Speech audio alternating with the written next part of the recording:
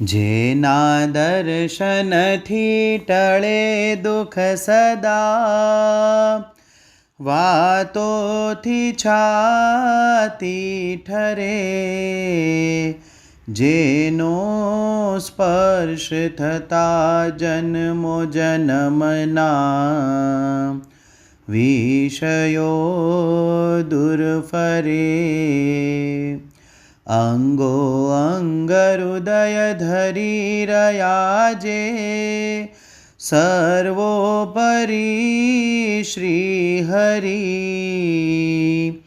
એવા મહંત સ્વામીના ચરણમાં વંદના ઉર્ધરી. વંદના ઉર્ધરી. નડિયાદમાં સ્વામીશ્રી ભોજન લઈ રહ્યા હતા. દર્શન કરી રહેલા વિદ્યાર્થીઓએ પ્રમુખ સ્વામી મહારાજ સમક્ષ ગવાયેલી એક ભક્તિસભર કવ્વાલી ગાઈ. આ સૂરજ પૂછે છે, આ ચાંદો પૂછે છે, આ સૂરજ પૂછે છે, આ ચાંદો પૂછે છે, ગગનમાં ચમકતો સિતારો પૂછે છે. પ્રમુખ સ્વામી શું છે, મહંત સ્વામી શું છે, પ્રમુખ સ્વામી શું છે, મહંત સ્વામી શું છે. અંતે વિદ્યાર્થીઓએ કહ્યું, આ કવ્વાલી ગવાયા પછી પ્રમુખ સ્વામી મહારાજને તેમની ઓળખ પૂછી ત્યારે તેમણે તો પોતાની આગવી ઓળખ આપીને ઇતિહાસ રચી દીધો હતો.